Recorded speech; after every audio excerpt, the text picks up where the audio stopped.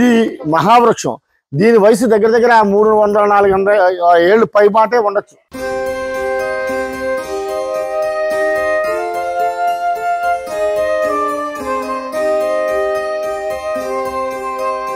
మొక్కులు తీర్చుకోవడం కోసం ఎర్ర గుడ్డలు ఏదైతే కనపడుతున్నాయో వాటిని దీక్షావస్త్రాలుగా మనం చెప్పుకోవచ్చు. వాటిని ఇక్కడ సమర్పిస్తాం.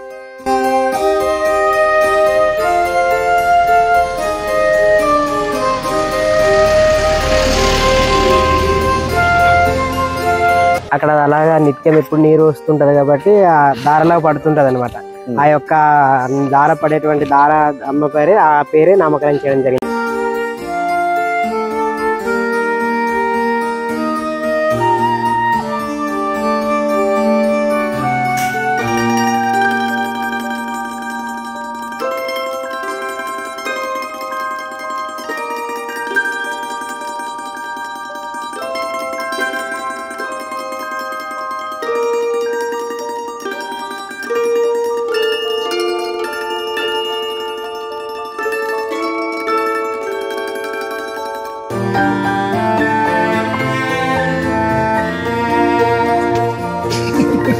వెల్కమ్ టు సర్కార్ ఎక్స్ప్రెస్. అతి పురాతనమైన ఆలయం, అలాగే గిరిజన తండ. ఇది దగ్గర దగ్గర 300 కిలోమీటర్ల దూరం మనం దూరం నుంచి ఇక్కడికి వచ్చాం. దీని పేరే దారాళమ్మ అమ్మవారు. మనం ఈ మర్రి చెట్టు చూడొచ్చు. ఇది మహావృక్షం. దీని వయసు దగ్గర దగ్గర 300-400 ఏళ్ళు పైబాటే ఉండొచ్చు. అయితే ఇక్కడ స్థానికులు కూడా ఈ చుట్టుపక్కల గిరిజన తండాల్లో ఉన్న గిరిజనులు కావచ్చు, లేకపోతే ప్రజానికం కావచ్చు, ఇక్కడ రావడం, ఆ మొక్కులు అమ్మవారిని మొక్కుకోవడం, దాని తగ్గట్టుగా ఆ మొక్కులు తీర్చుకోవడం కోసం ఎర్ర గుడ్డలు ఏదైతే కనపడుతున్నాయో వాటిని దీక్షావస్త్రాలుగా మనం చెప్పుకోవచ్చు. వాటిని ఇక్కడ సమర్పిస్తూ ఉంటారు.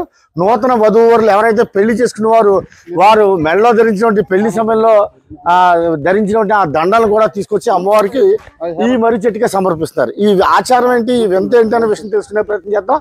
దీనికి సంబంధించి ముఖ్యంగా గిరిజనులు చాలా మంది ఇక్కడికి వచ్చి పండగ చేసుకుంటారు. పండగ అంటే జస్ట్ అమ్మవారికి మొక్కుకోవడం. అమ్మ నాకు ఈ పని చేసి పెట్టు, నాకు ఈ కష్టం నుంచి గట్టెక్కించి పెట్టు, నీకు ఈ పలానా మొక్కు తీసుకుంటానని చెప్పి కోరుకుంటుంటారు. ఆ కోరిక తీరిన తర్వాత వచ్చి ఇక్కడ అమ్మవారికి నైవేద్యాలు సమర్పిస్తుంటారు.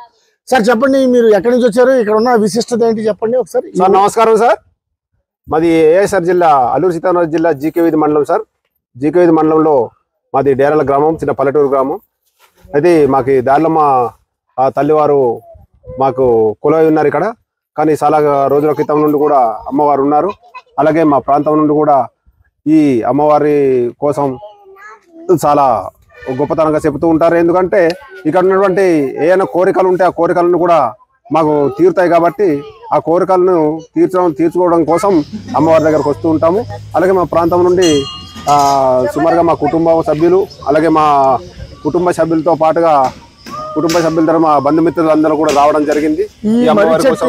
ఎన్ని సంవత్సరాలు బట్టి ఉంటుంది? మీ నాన్నగారు, మా నాన్నగారు, అలాగే మా తాతగారు, మా ముత్తాతల నుండి కూడా ఈ మర్రి చెట్టు, మర్రి వృక్షం అనేటువంటిది ఉంది. అలాగే మాకు ఏమైనా కోరికలు కావాలంటే కూడా ఆ మర్రి చెట్టు వైపు అదే ఆ మూడు అనేటువంటిది కట్టడం జరుగుతూ ఉంది. అది కడతాము. ఆ కోరికలు ఏదైతే తీరేయో ఆ మూడు అనేటువంటిది తిప్పుకోవడం అనేటువంటిది జరుగుతూ ఉంది. అలాగే మా ప్రాంతం నుండి, అలాగే మా కుటుంబ వాసులు, అలాగే మా అంటే ముడి ఏం చేస్తారు, దాన్ని మూడు అనేటువంటిది ముందుగా ఆ మూడు అనేటువంటిది కడతాం. కట్టిన తర్వాత ఏంటంటే మా కోరిక ఎప్పుడైతే తీరిందో వచ్చేసి ఆ మూడు అనేటువంటిది ఇప్పడం అనేటువంటిది జరుగుతుంది. అంటే మీరు ఎక్కడ కట్టిందో మీకు తెలుస్తూ ఉంటుందా? మీరు దానికి అనేటువంటిది సింబల్ అనేటువంటిది ఉంటుంది. ఆ సింబల్ ఒక గుర్తు అనేటువంటిది పెట్టిన తర్వాత అది వచ్చి ఖచ్చితంగా అక్కడికి వచ్చి మరి ఖచ్చితంగా వస్తాము. ఇక్కడ మనం చూడొచ్చు, మీరు చెప్తున్న ఆచారం ఏదైతే ఆ రెడ్ సంబంధించిన క్లాత్ ఉందో ఆ క్లాత్ ముడి పెట్టుకుంటారు. ముడి అంటే మొక్కుకుని ముడి అక్కడ పెడతారట ఆ మర్రి చెట్టు ఓడికి. దాని తర్వాత వారు వచ్చి ఆ మొక్కు తీరిన తర్వాత వారు వచ్చి ఆ ముడిని విప్పుతారట. చాలా వింతగా ఆచారంగా కూడా ఉంది. అమ్మ తల్లి, నీ పేరు ఏం చెప్పు? నా పేరు వంతుల సత్యారాజు. జీకే వీధి మండలం నుంచి దారమ్మ గుడికి వచ్చాము. ఈ గుడిలో చాలా పవిత్రమైన తల్లి. ఇందులో చుట్టుపక్కల ఈ పల్లెటూరు ఏరియాలందరూ గుడికి వస్తారు. ఏ విధంగా ఎటువంటి మొక్కులు మొక్కుంటూ ఉంటారు అంటే చిన్న పిల్లల నుంచి పెద్ద అయిన పెళ్లి పేరెంట్లు అయినంత వరకు ఏ గృహ ప్రవేశం కానీ ఏదైనా కొన్ని కార్యక్రమాలు కూడా ఈ తల్లి చాలా కోరికలు తీరుస్తారు సార్. అంటే పక్కాగా పట్టున్న తల్లి అనుకున్న కోరికలన్నీ తీరుతుంటాయా? అనుకున్న కోరికలన్నీ ఖచ్చితంగా తీరుతాయి సార్. అంటే ఈ అమ్మవారు ఎన్నాళ్ళు బట్టి ఉంది, మర్రి చెట్టు ఎన్నాళ్ళు బట్టి ఉంది మీకు? మీ అమ్మలు కావచ్చు 1997 నుంచి స్టార్ట్ అయింది సార్. అప్పటి నుంచి చాలా మా తాతయ్యలు, దానికన్నా ముందు తాతయ్యలందరూ చాలా పవిత్రంగా ఈ తల్లిని దారాలమ్మ తల్లి గాని కొలడం అనేది జరిగింది సార్. అంటే దారాలమ్మ అని ఎందుకు పిలుస్తారు అని ఐడియా ఉందా నీకు? దారాలమ్మ అనే ఎలాగొచ్చిందో నాకు అంతే తెలియదు కానీ సార్, ఈ తల్లి కొంచెం పవిత్రమైనదని కొంచెం అవగాహన తెలుసు సార్. ఈ చుట్టుపక్కల ఎన్ని గ్రామాల ప్రజలు వస్తుంటారు ఇక్కడికి? ఇంకా ఇక్కడ ఎక్కడెక్కడ వాళ్ళు వస్తుంటారు ఇక్కడికి?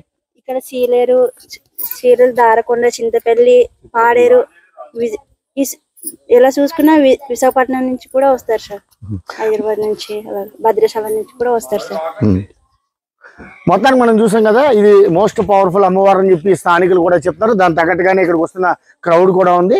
మనం ఏంటంటే ఇది వర్షాలు పడుతున్నా లేకపోతే ఎన్ని కష్టాలను సరే లెక్క చేయకుండా ఇక్కడికి వచ్చి అమ్మవారికి ఆ యొక్క ఏదైతే వాళ్ళు కోరుకున్న కోరిక ఏదో ఉంటుందో ఆ కోరిక ప్రకారం ముడి కడతారట. ఆ రెడ్ క్లాత్ ని వారి కోరిక తీరిన తర్వాత ఆ ముడిని విప్పుతారట. విప్పిన తర్వాత అమ్మవారికి చెల్లించవలసిన మొక్కులన్నీ చెల్లించి వారు అమ్మవారికి నమస్కరించి, అమ్మ మమ్మల్ని కష్టాల బారి నుండి బయటపడే తల్లి అని చెప్పి మొక్కుకుంటా ఇది తాత ముత్తాతల కాలం నుంచి వస్తుందని చెప్పి వీరంతా చెప్తారు. అమ్మవారి పేరు శ్రీ దారాలమ్మ తల్లి అమ్మవారు ఉంది. అక్కడ అలాగా నిత్యం ఎప్పుడు నీరు వస్తుంటది కాబట్టి ఆ దారలో పడుతుంటది అనమాట. ఆ యొక్క దార పడేటువంటి దార అమ్మ పేరే నామకరణం చేయడం జరిగింది అమ్మవారు. ఇది క్రీస్తు పూర్వం బ్రిటిష్ వాళ్ళు స్థాపించిన నుంచి కూడా ఈ రోడ్ ఎప్పుడైతే హైవే రోడ్ ఈ రోడ్డు నిర్మించారో అప్పటి నుంచి కూడా ఉందండి అమ్మవారు. చాలా పవిత్రమైనటువంటి అమ్మవారు.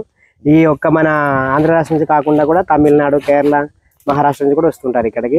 అలాగే మన సినీ ఫీల్డ్ ఉన్నటువంటి నందమూరి తారక బాలకృష్ణ గారు కూడా ఈ వంటశాల కట్టించడం జరిగింది వచ్చిన ప్రజలకు. అప్పుడు ఏం లేదు, ఓన్లీ గుడి ఇదే ఉండేదండి. ఆ షెడ్ అప్పుడు ఆయన కట్టించడం జరిగింది. అప్పటి నుండి కూడా బాలకృష్ణ గారు కూడా ఏడాదికి ఒకసారి వచ్చేవారండి. ఈ మధ్యలో ఆపేశారు. ఇంకెవరెవరు వచ్చారు ఈ ఆలయానికి? నాకు తెలిసిగా నందమూరి బాలకృష్ణ గారు ఒక్కరు వచ్చారండి, అంటే సినీ ప్రముఖులు. ఎంతమంది జనాలు వస్తుంటారు ఇక్కడికి? పండుగ కూడా చాలా మంది వస్తారండి. ఆదివారం, మంగళవారం బాగా చాలా ఎక్కువ 1000 మంది పైన ఉంటారు. 1000 లక్షల్లో కూడా రావచ్చండి ఒక్కోసారి.